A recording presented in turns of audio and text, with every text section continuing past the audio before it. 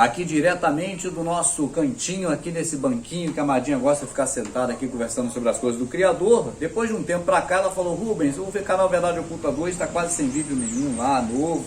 6 meses sem colocar vídeo lá. A gente fica sentado aqui conversando, vamos gravar isso? Aí eu falei: então tá bom, minha vida, vamos gravar. É isso aí. Né?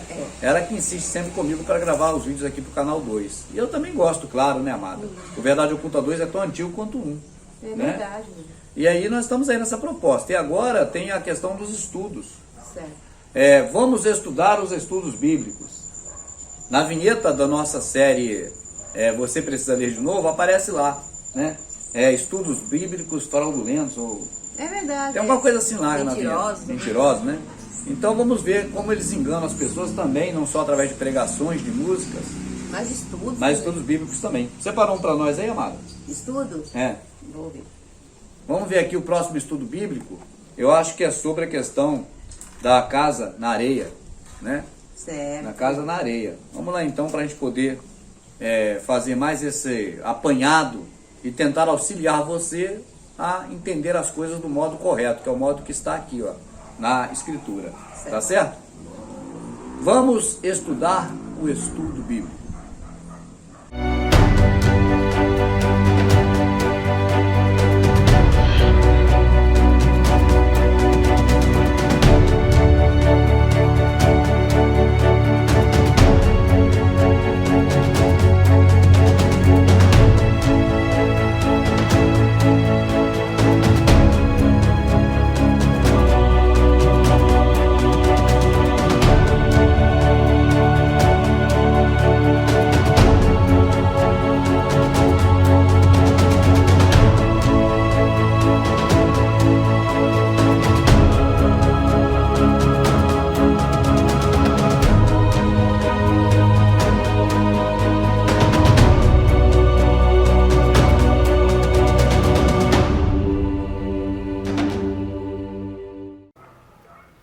Por que Jesus ensina a construir uma casa na rocha e não na areia?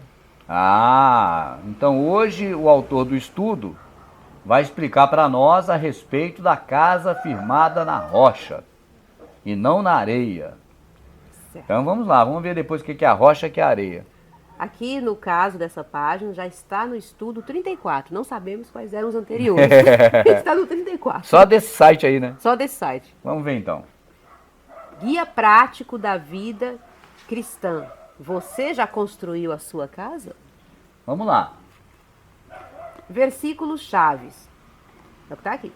Todo aquele, pois, que ouve estas minhas palavras e as pratica, será comparado a um homem prudente que construiu a sua casa sobre a rocha. Caiu a chuva, transbordaram os rios, sopraram os ventos e bateram com força contra aquela casa, e ela não desabou,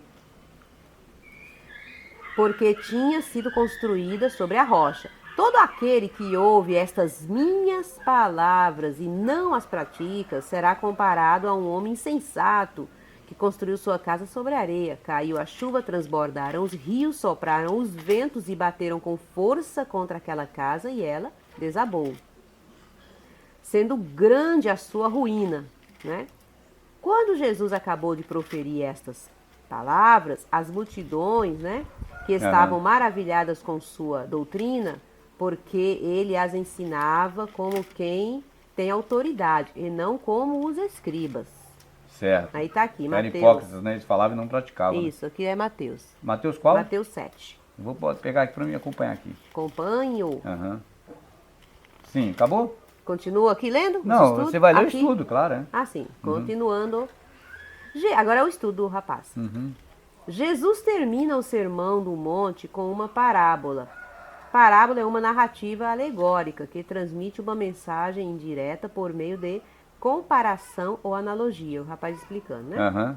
Em que compara, Jesus termina o Sermão do Monte com uma parábola, em que compara uma pessoa prudente que ouve a palavra de Deus e a pratica, e o louco que ouve, mas não pratica a palavra de Deus. Certo. Aqui já é a palavra dele, né? Da pessoa. Essa comparação é baseada na construção de uma casa que é feita sobre a rocha ou que é feita sobre a areia. Certo. Para construir uma casa, o principal é a estrutura. Ele coloca aqui, segundo o site tal, não sei se vem ao caso, né? A construção de uma casa envolve várias etapas e que precisam ser programadas para não acontecer de perder tempo e dinheiro. Explicando a construção de uma casa. De uma casa física que você vai fazer para você entrar nela e morar nela. Exato. Tá. Jesus começa falando que todo aquele, ou seja, todas as pessoas precisam ser ouvintes e praticantes da palavra. No texto da semana passada, ele diz de algumas pessoas que falam em nome de Jesus, fazem milagres em nome de Jesus, mas Jesus não as conhece. Acho que é aquela parte lá, né? Pois são apenas ouvintes e não praticantes da palavra. No contexto do Sermão do Monte, Jesus traz vários ensinos sobre o dia a dia, mas ele termina com o ensino que deixa todos maravilhados. A vida com Deus traz resultados seguros e eternos. Certo. Ouvir a palavra de Deus tem valor se tiver ação. Acabou? Tem mais aqui. Mas da casa aí. Eu quero eu saber tô da casa. lendo o que ele está dizendo aqui. Já casou lá com a casa da rocha. Eu quero entender o que significa a parábola, porque é isso que propõe o estudo, né? Aqui ele está fazendo um sermão nele aqui. Está fazendo um sermão aí aberto. Vamos lá. Tá explicando. Deu para entender até aqui? É claro, estamos entendendo tudo. Tá. Só que eu não estou entendendo porque não está na retórica da proposta. Já né? tá. Então vamos lá. Vamos lá. Daqui a pouco entra Davi, Salmo, sei lá. Ouvir a palavra de Deus tem valor se tiver ação. Tá me entendendo? Certo. Se tiver ação. Amor. Eu sei, você vai para a igreja e tem alguma ação sua lá, não sei de quê, Tem que né? ter Porque ação. tá tudo baseado em ir para a igreja. Porque Deus, que é onisciente, onipresente, onipotente, ele quer ver com os olhos dele a sua ação na igreja. Entendeu? Ao edificar uma casa sobre a rocha, viu?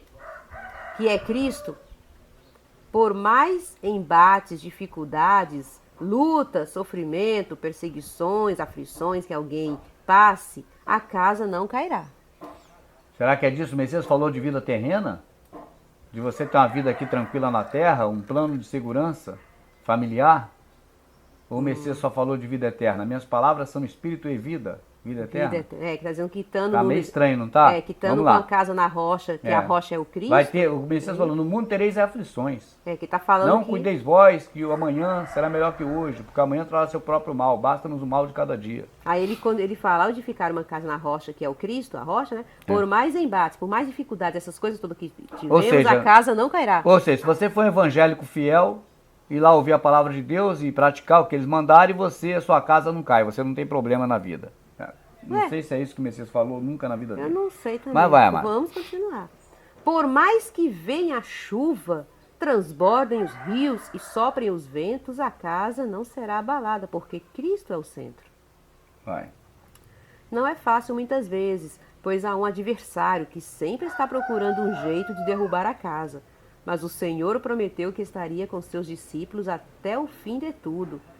É necessário confiar completamente no Senhor e saber que Ele está cuidando dos detalhes da vida de cada um dos seus.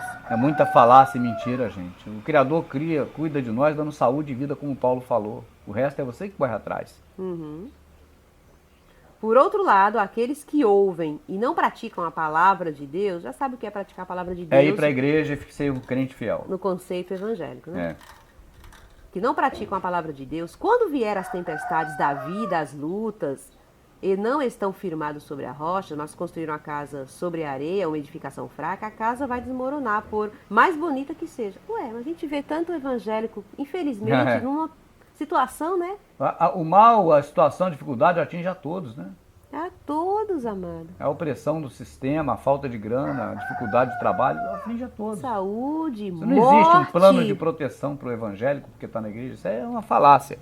Amado, se o texto for muito grande, você vê que isso aqui não é um estudo confiável, não. Não, mas é um texto interessante. enorme, olha aí, vai embora. Perguntas para pensar. Não, mas é interessante para quem está assistindo ver o estudo e o que não entende, ver como se distanciou, ver a apostasia. Está falando de outra coisa? Depois a gente pode até ler esse texto aqui para ver o que está falando aqui. Não, o importante é ler aqui. Se você quiser que eu já termine Não, vai aqui, lá, pode ir. Pode ler? Lê.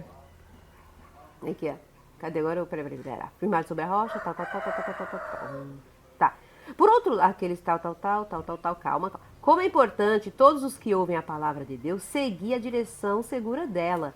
ter um relacionamento diário com o Senhor Jesus, através da oração, leitura da palavra e consagração. Já sabemos quais são, o que é essas coisas na prática, né? Porque na verdade puxa tudo para lá. Ó, hoje culto de consagração, culto de leitura da palavra, é tudo lá. É tudo lá. Meu pai amado, até eu me dizer que é porque o surpreendi, povo já está mas- entendendo que é e eles não precisam ficar repetindo que é para a igreja.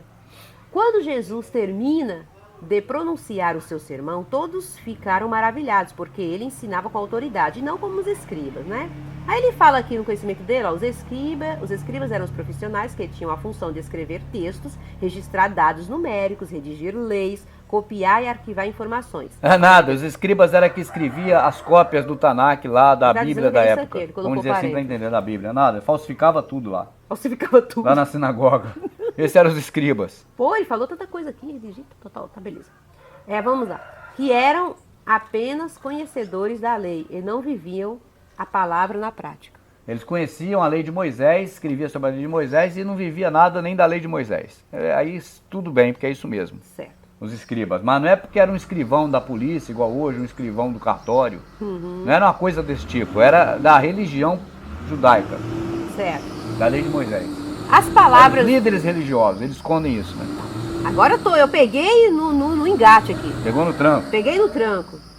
As palavras de Jesus são vida e poder. É. Não, são vida e... espírito e vida, não? As palavras de Jesus são vida e poder, traz mudanças radicais e conseguem ajudar os que estão caídos, desanimados, desamparados e os que sofrem os embates da vida para poderem conseguir continuar caminhando até aquele grande dia em que o Senhor voltará para buscar a sua igreja. Certo. Encoraje alguém que está triste, desanimado e até mesmo desamparado a ler o Sermão do Monte, as bem-aventuranças. E você, já construiu a sua casa na rocha? Já, né? Aqui tem um monte de coisa em negrito, muito interessante. Eu quero botar pro pessoal ver isso aqui, ó. Tem um bonequinho aqui. Então é o seguinte, gente, a parábola da casa edificada na rocha, quando o Messias dá esse exemplo, ele está agora, gente, citando algo para você não firmar a sua casa no que ele antes tinha já alertado você. Olha Certo. aqui para você ver, ó. Entrai pela porta estreita, porque larga é a porta, espaçoso o caminho que conduz à perdição, e muitos são os que entram por ela. Uma porta larga, amada, nesse caso aqui, você não tem a dúvida, é só ler o contexto, a lei de Moisés, eram 700 preceitos, tá certo? A lei de Moisés. E a porta estreita é a lei do Criador, que é um mandamento único, amarás a Deus sobre as coisas e o próximo como a ti mesmo. Não cometa iniquidade, que é pecado contra Deus, amará a Deus sobre todas as coisas. Não cometa impiedade, que é pecado contra o próximo, amará o teu próximo como a ti mesmo. Perfeito. Então, isso é estreito. Tá certo? Aí ele fala, entrai pela estreita, porque larga é a que conduz à perdição. Porque estreita é a porta e apertado o caminho que leva à vida que é eterna. Não está aqui, mas é. E poucos são os que a... Encontrem. Não é escolha, É que encontrem. é que encontra, ela está escondida. Tá certo? Isso. Acautelai-vos, porém, dos falsos profetas, que vêm até vós vestidos como ovelhas, mas interiormente são lobos devoradores. Não firme a sua casa, tá certo? No conceito desse tipo de coisa. É que ele vai falar aqui embaixo. Entendi. Tá certo? É outra coisa. Portanto, pelos seus frutos conhecereis. Nem todo que diz Senhor, Senhor, entrará no reino do céu, mas aqueles que fazem a vontade do Pai que está no céu. Muitos me dirão naquele dia, Senhor, nós profetizamos em teu nome. Nós fizemos muitas maravilhas em teu nome. E então lhes direi abertamente, nunca vos conheci. Apartai-vos de mim, vós que praticais iniquidade. Tá certo? Quem são esses que falaram isso? O povo todo que hoje acha que está salvo, fazendo campanhas em igreja. Todo aquele, pois, que escuta essas minhas palavras e as pratica, as minhas palavras, as do Messias, assemelhei ao homem prudente que edificou a sua casa sobre a rocha. A rocha realmente é o Messias. Exato. Tá certo? Rocha é a rocha, é uma. Areia, muitos grãos. Olha como a igreja evangélica se esfarelou em muitos grãos de areia. Certo. Tá certo? E desceu a chuva e correram os rios. E aí já foi lido várias vezes, né?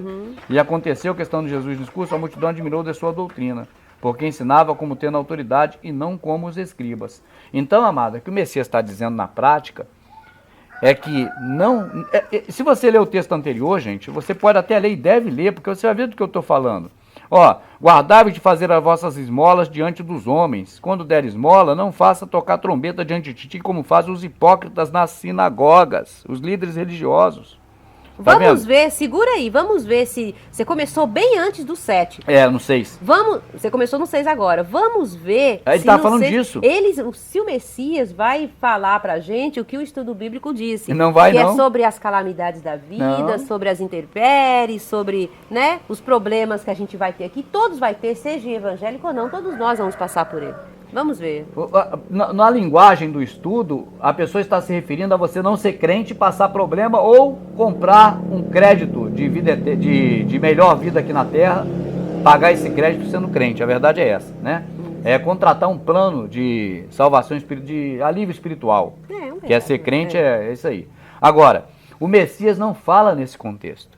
O Messias, após aplicar o Sermão do Monte, que não é no monte, esse é só o título que deram, tá certo? Mas o sermão dele, as bem-aventuranças, aí sim. Aí ele fala sobre isso, ó.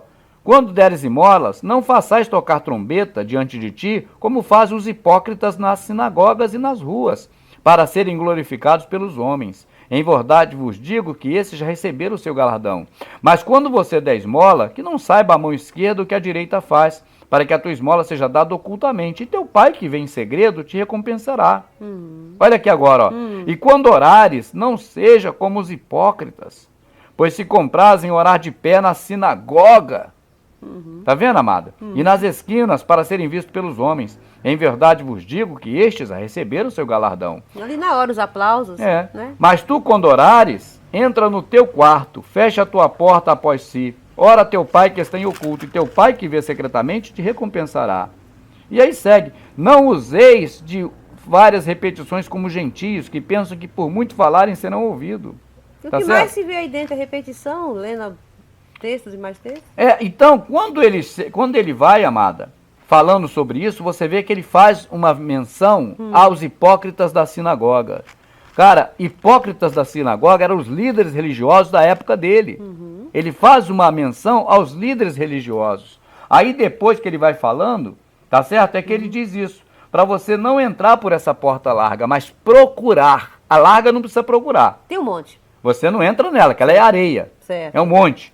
A porta estreita é uma só. Amará a Deus sobre todas as coisas e ao próximo como assim mesmo. Não pratique iniquidade, não pratique impiedade. E essa é difícil de encontrar. Então, por inferência, mais uma vez, está aqui um texto que nós lemos agora há pouco, Sim. que fala sobre iniquidade, referindo-se a essas pessoas que se dirigem a Deus. Entendi. Mas não é a Deus.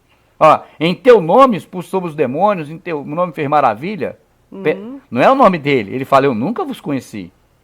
Isso é iniquidade, está dizendo que é ele, mas é adoração a Deus falso. Exato, por tá mais certo? que diz que faz essas coisas, mas praticou a iniquidade. Então agora que ele fala, o homem sensato, ele constrói a casa não na areia, não nesse processo desses hipócritas das sinagogas, certo? Mas constrói a casa na rocha, a rocha é uma só. É o Messias. A única verdade que eu vi nesse estudo bíblico é que a rocha é o Messias. Também concordei, é verdade. Até porque não tem como falar um estudo bíblico calçado na mentira para só falar mentira. Eles amarram a teia de aranha deles na verdade. É o alpinista que está subindo, ele tem que prender a corda dele no local fixo. Mesmo reconhecendo que é o Messias e isso a gente concorda. Mas fala tudo o contrário. Mas o texto todo não tem nada a ver com o que está aqui.